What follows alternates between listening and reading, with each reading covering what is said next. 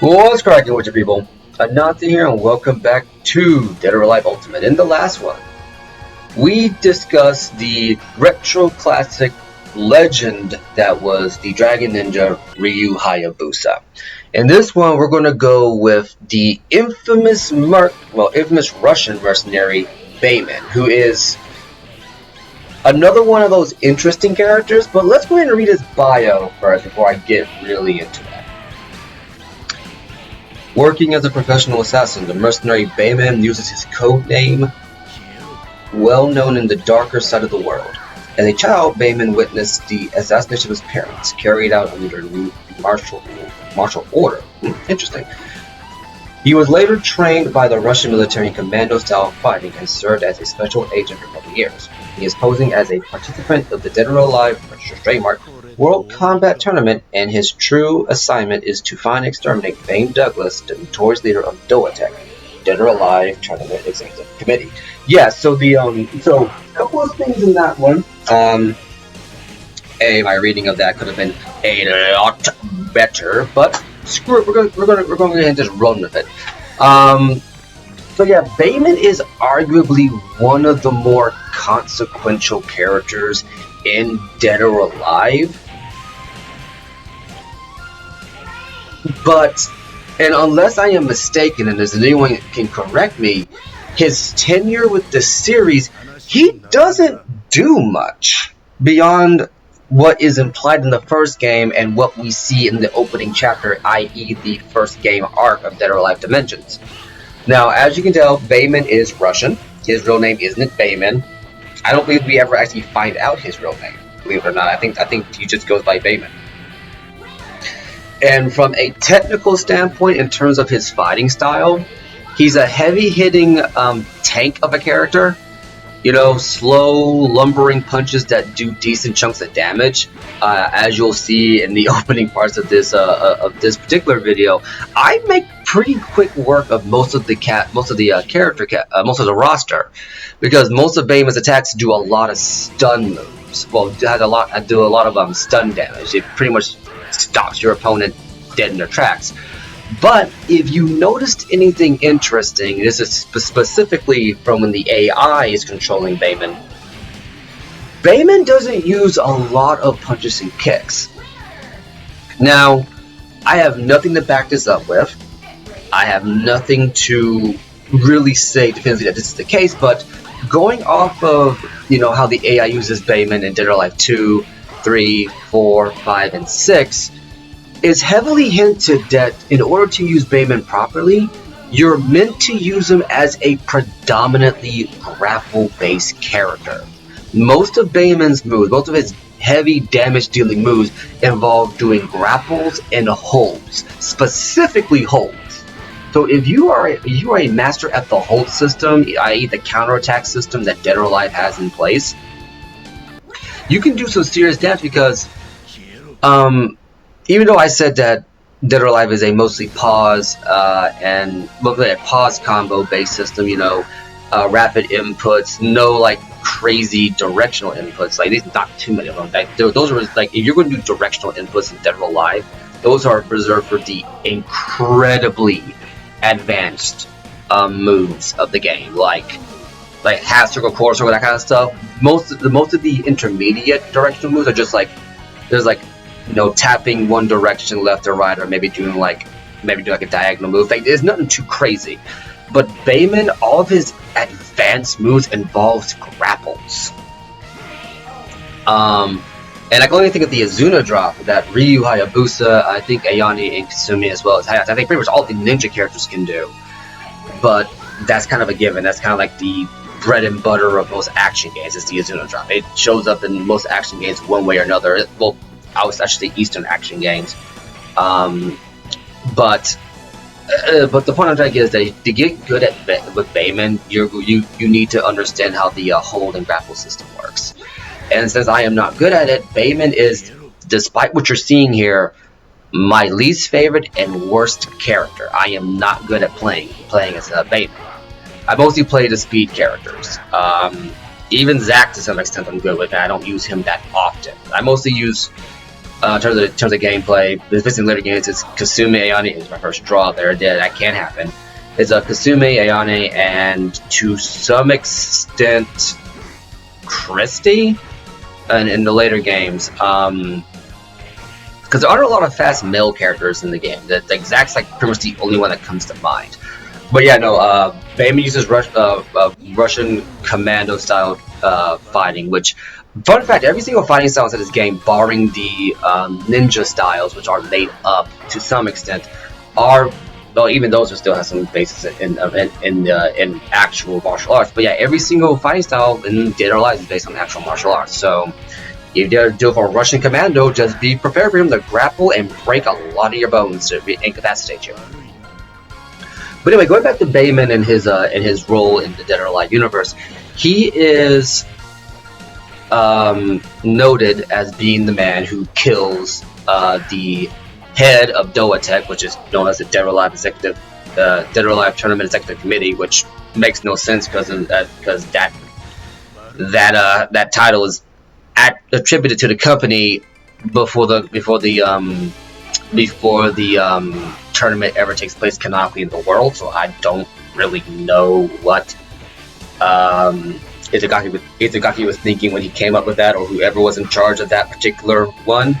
Probably just sounded cool, so I guess I'll give it a slide for right now. But yeah, no, Bayman is the man who kills Fame Douglas and brings in his daughter into the series in Dead or Alive 2, I believe, which really kicks off the entire story of Dead or Alive. Which, when we get to 2, I'll be sure to really bring that up. But outside of that, Bayman doesn't do much.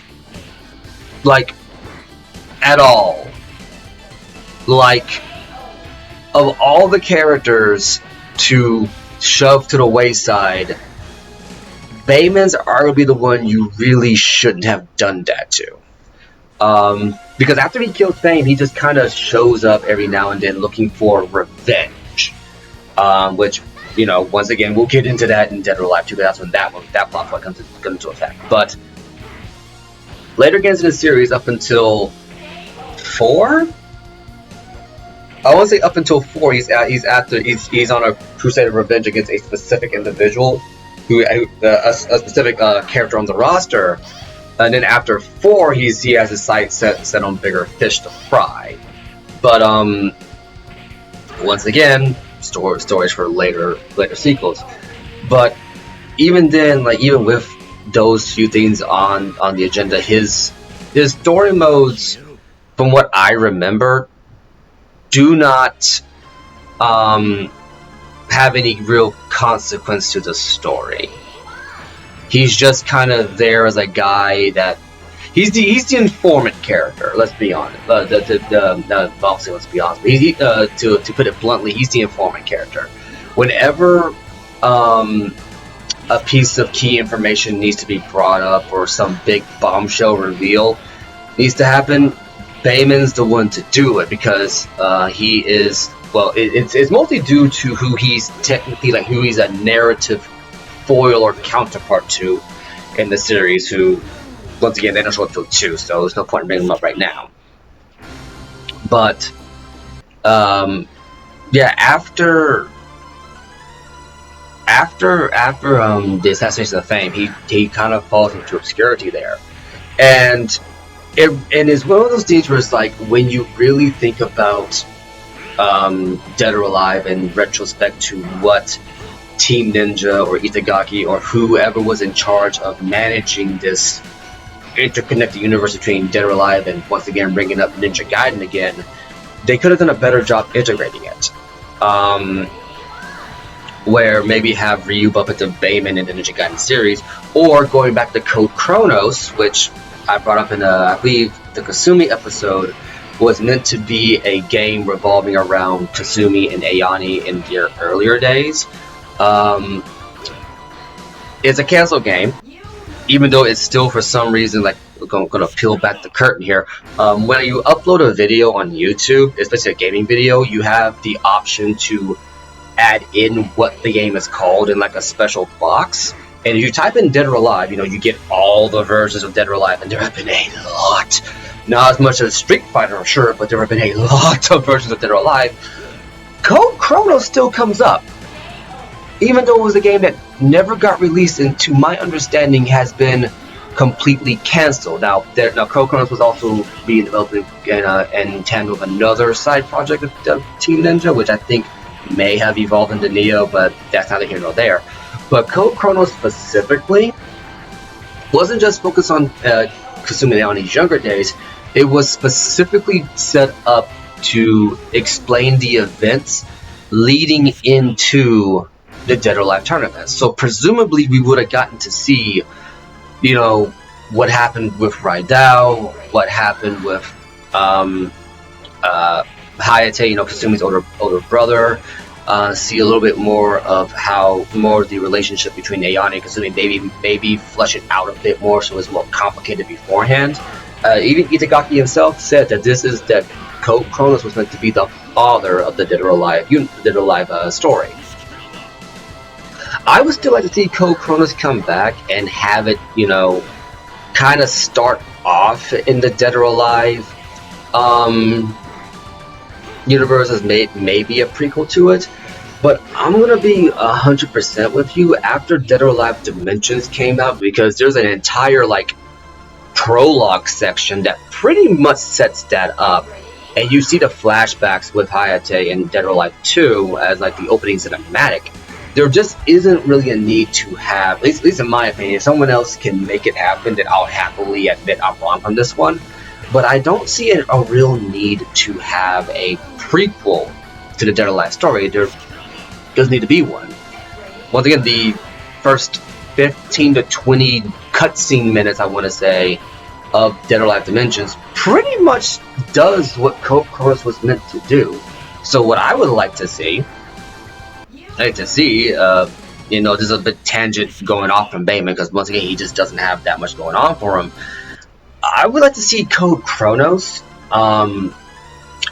become his own like thing within the Dead or Alive Ninja Gaiden universe. Like you have Ryu's adventures in Ninja Gaiden, and maybe hopefully if 4 comes out, they'll do a better job tying it together with the events of Dead or Alive. Because so far, the only thing that really ties them together is just the fact that Ayane's in Ninja Gaiden 1 and 2 and 3, and she's a playable character in 2 and 3. Kasumi makes a cameo appearance in 2, and becomes a playable character in 3, which Itagaki would have a complete cow with that one, because he did not want that happening at all. Said she was too soft for it, and I'm not gonna lie, adding her in as a playable character is probably the best decision Team Ninja made.